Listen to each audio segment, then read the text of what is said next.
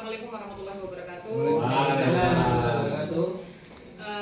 Pertama-tama saya ucapkan terima kasih kepada Bapak Ibu yang sudah berkenan meluangkan waktunya pada siang hari ini. Hari ini kita akan diberikan sedikit materi ya, berbagi praktik baik oleh calon Fasda Ibu Fitria. Waktu dan tempat kami persilakan. Ya, baik. Assalamualaikum warahmatullahi wabarakatuh. Waalaikumsalam warahmatullahi wabarakatuh. Terima kasih Bapak Ibu atas kesempatannya dan atas waktunya yang Bapak Ibu luangkan untuk hadir dalam kegiatan berbagi praktik baik. Di sini saya akan berbagi praktik baik mengenai 7 jurus BK Hebat. Nah, 7 jurus BK Hebat itu diawali dari mengenali potensi. Yang kedua ada kelola emosi, tumbuhkan resiliensi, jaga konsistensi.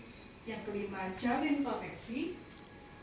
Dan yang keenam adalah bangun kolaborasi, serta yang terakhir adalah menata situasi. Dari ketujuh aspek ini, aspek 1 sampai 5 itu adalah aspek yang harus siswa miliki.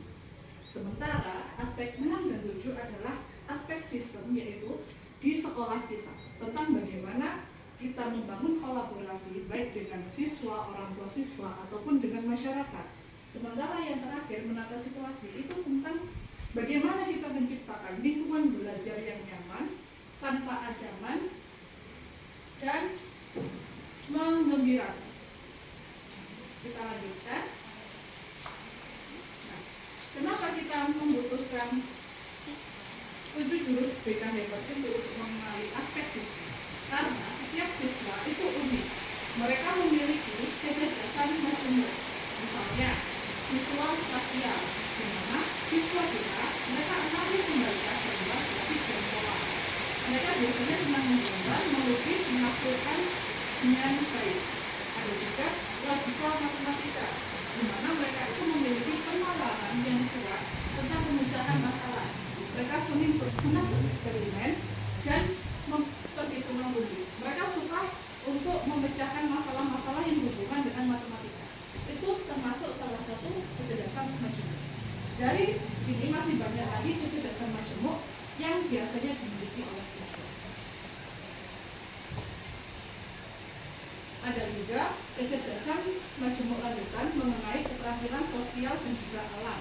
Misalnya interpersonal. Mereka berkomunikasi verbal dan non-verbal dengan baik. Mereka mampu memperlihatkan perspektif berbeda dan membangun hubungan positif dengan orang lain. Biasanya kalau interpersonal ini, kalau kita melihat anak-anak itu seperti anak-anak yang gampang bergaul dengan orang lain. Jadi walaupun dengan teman yang baru kenal, mereka bisa cepat akrab. Itu dia artinya memiliki kecerdasan interpersonal yang baik. Kemudian intrapersonal.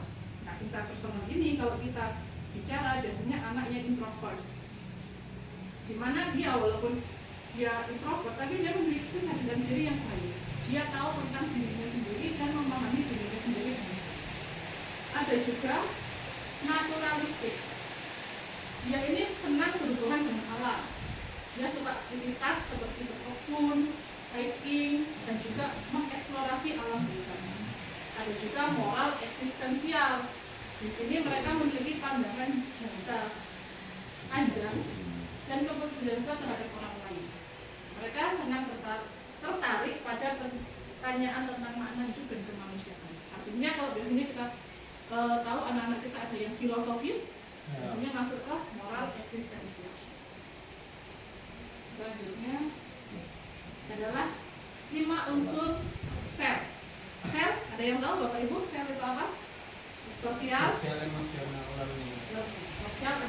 learning. Artinya membangun karakter sekolah melalui emosional tentang kesadaran diri yang utama.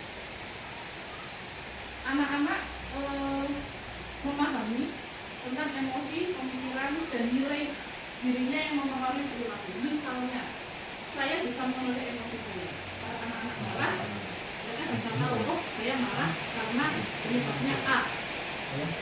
Itu kesadaran diri. Kemudian setelah mereka sadar, apa yang harus dilakukan? Alasan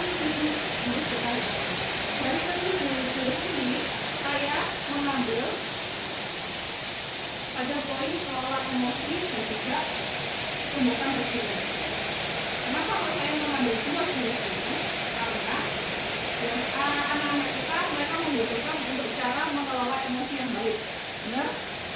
Ya, tentang bagaimana mereka harus menyadari tentang emosi yang mereka rasakan, bagaimana mengelolanya, kemudian bagaimana saat emosi itu datang mereka harus memiliki kesadaran emosi, keterampilan relasi, dan juga mengambil keputusan yang bertanggung jawab. Kemarin saya melakukan sedikit asesmen mengenai keterampilan emosional, yaitu tentang kesadaran diri dan mengelola diri, serta kesadaran sosial. Dari hasil asesmen kemarin, beberapa siswa kita menunjukkan bahwa mereka memiliki kecerdasan emosional yang cukup baik, tapi ada juga mereka yang rendah. Biasanya mereka yang rendah itu berada di tahap pengelolaan diri, di mana mereka ketika emosi itu muncul, mereka tidak tahu apa yang harus mereka lakukan. Itu tadi penjelasan dari Bu Fitri. Berikut ini kita akan masuk ke sesi tanya jawab. Silakan kepada Bapak Ibu yang ingin mengajukan pertanyaan boleh angkat tangan. Ya. Baik, Pak Fandi, silakan disampaikan. Iya Bu, kalau saya lihat kan anak sekarang itu lebih ke fixed mindset ya.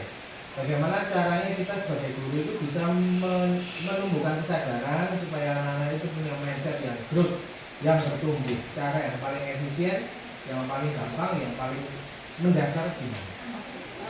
Di sini kita sesi diskusi ya, jadi bukan berarti saya yang selalu benar, mungkin Bapak Ibu guru yang punya pengalaman.